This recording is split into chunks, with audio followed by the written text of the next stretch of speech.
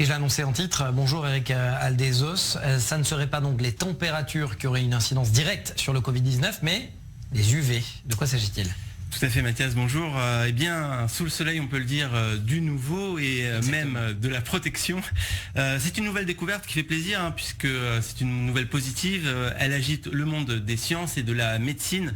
34 minutes d'exposition seulement au soleil pourrait donc effectivement neutraliser plus de 90% de l'effet du Covid-19, notamment l'après-midi et l'été, lorsque les concentrations en ultraviolet, justement, sont plus importantes, une durée même qui pourrait au plus haut et au plus fort de l'exposition n'atteindre que 11 minutes.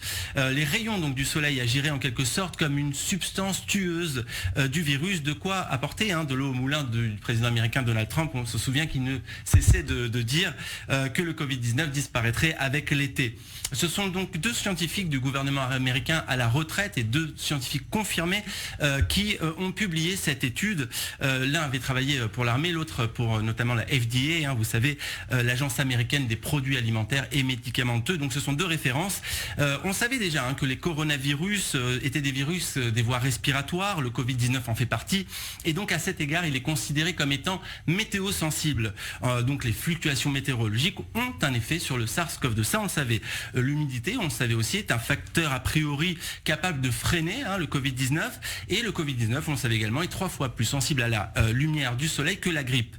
Donc les yeux de la communauté internationale scientifique, naturellement, s'étaient plutôt penchés sur la chaleur et non pas sur les UV, puisque la charge virale s'évaporait plus rapidement avec les chaleurs et les gouttelettes donc s'évaporaient et donc étaient moins contaminantes et moins longtemps. Mais la grande nouveauté, c'est ce rayonnement solaire et qui serait donc le principal germicide de l'environnement. Alors quelles conséquences concrètement sur le terrain ? Est-ce que ça veut dire qu'il faut que je reste sous le zénith pendant une demi-heure pour être protégé ? Eh bien apparemment oui, on rappelle bien que ce ne sont pas les températures élevées qui sont concernées, mais bien les rayonnements ultraviolets, c'est la grande nouveauté de l'étude.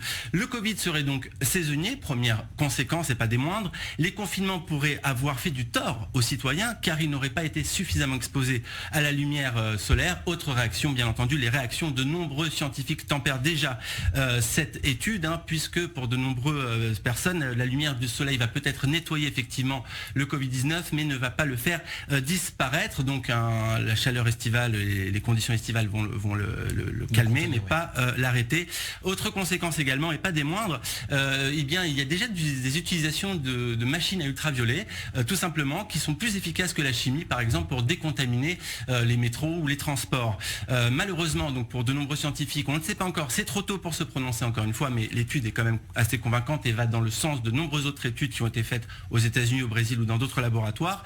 Néanmoins, sur le terrain, c'est vrai que ça se confirme pas. On le voit ici en Israël. Regardez, 194 000 cas dans le monde. C'était un record absolu de nouveaux malades vendredi. Et ici, on voit bien que malheureusement, il y a un taux de morbidité qui augmente. Donc, il faut garder patience, observer donc cette nouvelle tendance, cette nouvelle découverte et peut-être une solution. Mais cela, nous le saurons, mon cher Mathias, à la fin de cet été. Bien sûr, merci.